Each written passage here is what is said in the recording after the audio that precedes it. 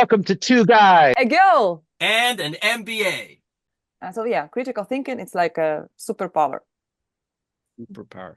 They don't teach that in school. I mean, as a Unfortunately, yeah, it has to be from. It's like wow. It's a, first of all, even teacher start the lesson and said, "Dear students, everything I can tell you, but please be attentive and try to maybe find some other source and come. It is your homework.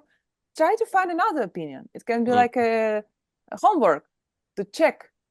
Because yeah, and I know you have children. Did you teach your children to? every day. I mean, it's interesting that we parent our children. We don't let the school parent our children.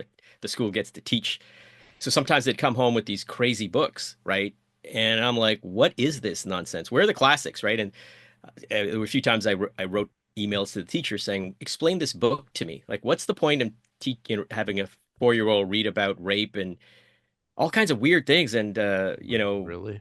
yeah, it was just like it doesn't make any sense. And then their argument is something about they have to expose them to some sort, but that's not teaching them critical thinking. That's just for no reason whatsoever, introducing things that I think a parent should be responsible for, talking about sexuality and things like that. And but our society abdicates that, right? They don't want to have those conversations with children. They leave the parenting up to schools, leave the parenting up to hockey coaches. You see, that doesn't go very well. Leave the parenting up to some priests. That doesn't go very well. You gotta like keep it in your house. So yeah, critical thinking is a foundation in our household. Every dinner, which we have together, everybody talks. Good one. And what about Kuwait?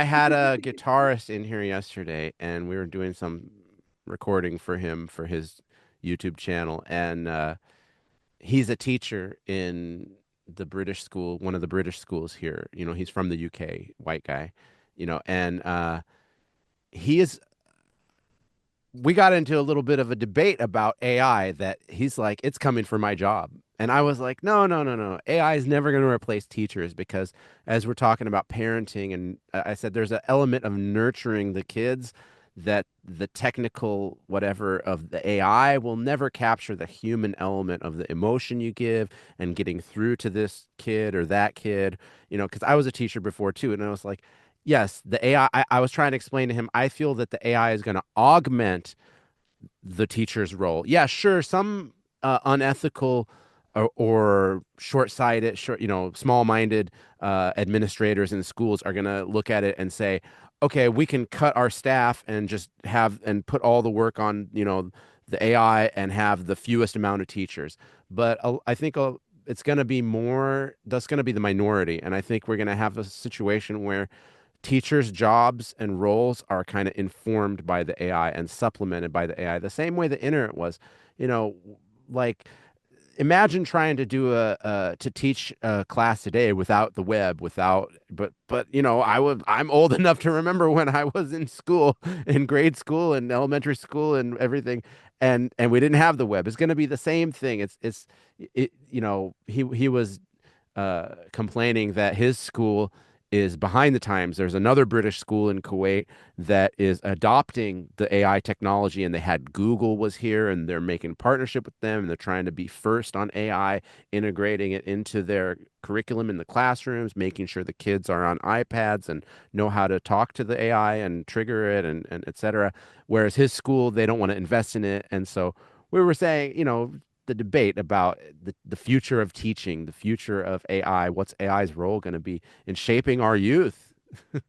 So let's jump into the article that of the professor or the student at Brown or at Northwestern. He's wanting her tuition money back because her professor was using AI to write course notes and to correct grades. And it became, I just put it in the chat, and Yeah. that's exactly what you just talked about. And her argument was simply, wait a second, I pay a lot of money, right?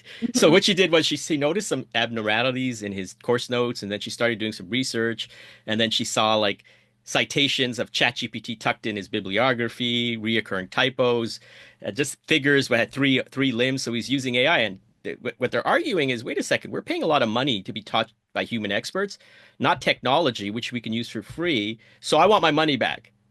And she What says, Well Isn't it done. I usually think the it's other well way done. around? Isn't it Yes, usually the professor fact that's right. checking you that you're not plagiarizing? But this is where Does we the are. professor get an F?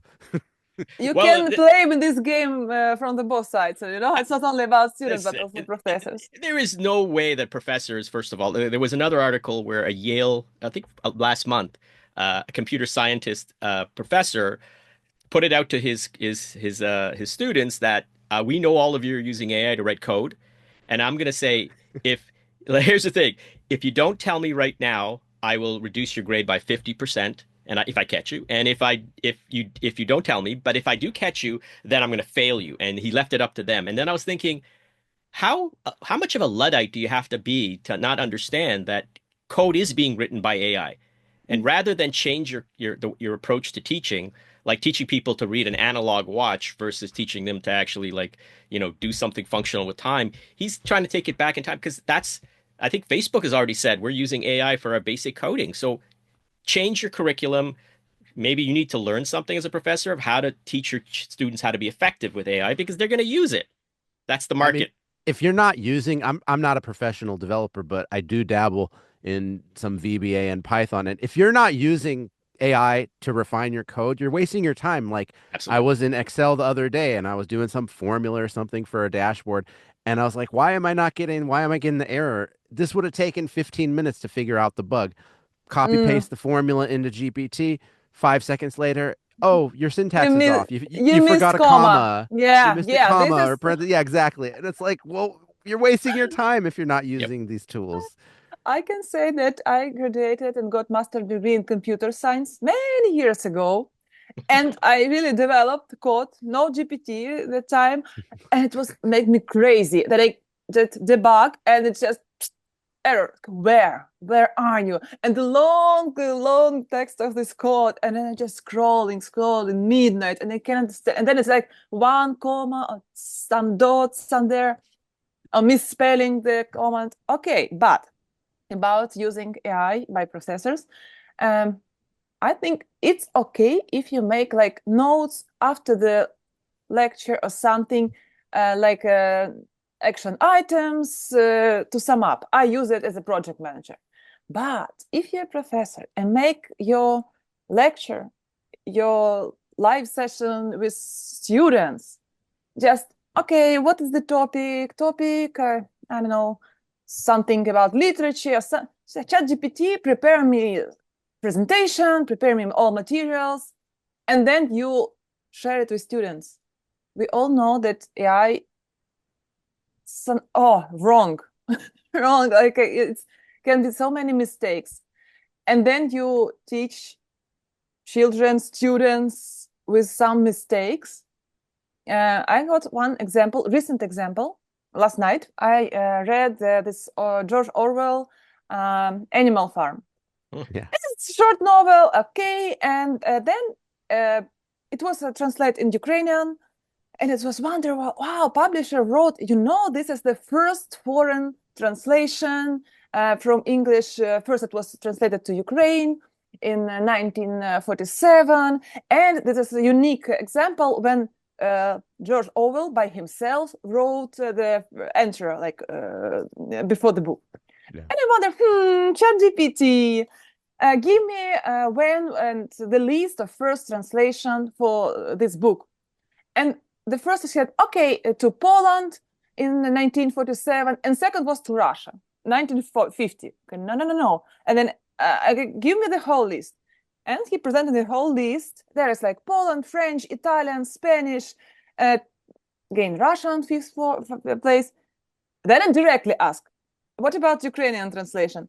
Oh, you caught me. I'm sorry, my mistake. Yes, it was unique translation, the first one. So on the third round, ChatGPT Yeah. provide me the correct answer, which I already know. But if I someone else and didn't know the correct answer, I will believe that the first translation was to in Poland language or something else, any topic. Let's go away from this example. Any topic, and if I truly believe, didn't use critical thinking, Yeah. I will be just misoriented. And the same for professor. If professor, okay, ChatGPT, prepare me the list of something, and then transfer it to students. that's why I agree that that girl who complained. Yeah. It's Yeah. good. I He did a I good think job.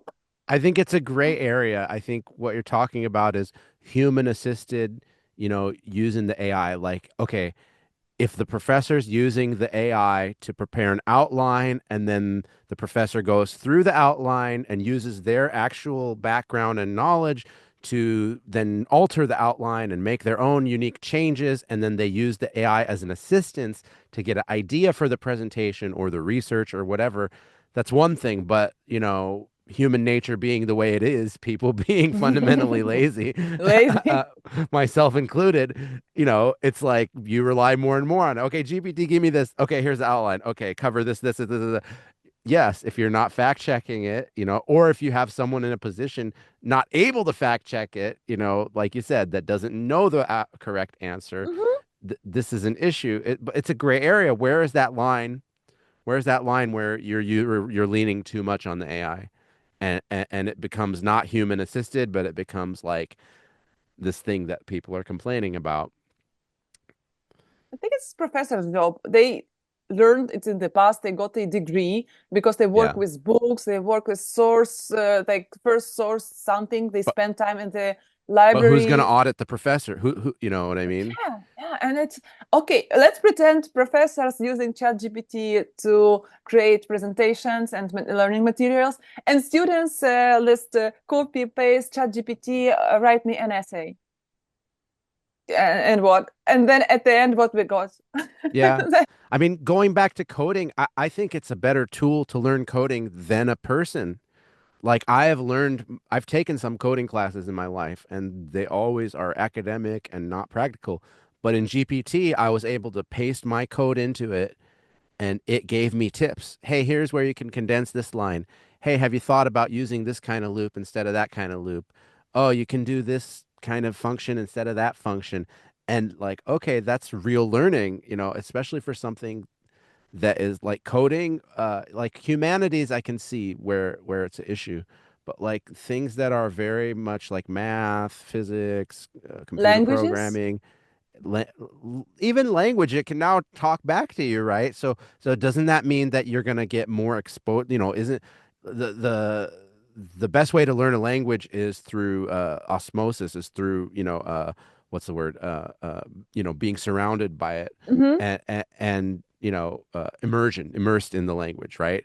Like if I drop you in Italy for a month, you're going to learn Yeah, Italian, right? So true. doesn't that mean we're going to have more contact hours with the GPT? If I want to learn French, I just start talking to GPT and it starts talking French versus 1 hour a week or 2 hours a week with a private tutor that costs money. And so, you know what I mean?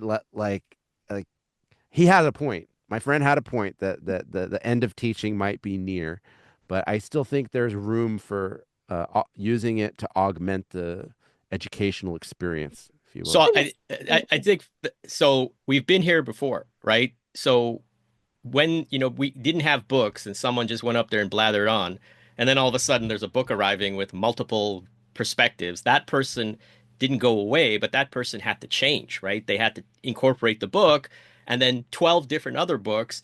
And then when we had the internet, there was another shift in things where we used to go for microfiche and do your research and all this other stuff. Now you got the world's knowledge on a phone. So that person who was a teacher had to not go away, they had to iterate. I think it's going to be iteration. And I think another big problem, if you look at the process of becoming a prof, right? It's like you got to go out there and do great work. You got to, masters, and you got to do your PhD, and then you've got to publish and all this stuff. What's concerning is the quality of professors going forward now might be heavily biased by people who did their PhD and dissertations using ChatGPT. hmm So that they really don't have subject matter experience. They just punch it in AI and they've been really great. And they could produce a thesis, which used to take, I don't even know, I didn't do my thesis, but you did your thesis, like massive amounts of hours. Now it's cut in 1/100th of the time. So I think going forward, the profession has to iterate.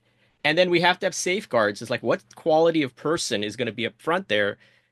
Maybe somebody used GPT and AI to do their entire coursework, and now they're standing there teaching other people. So I think it's going to evolve. It has to. Please consider subscribing below. Thank you for being with us. Please leave your comments, feedback, what you think about us, and see you in the next podcast. Bye.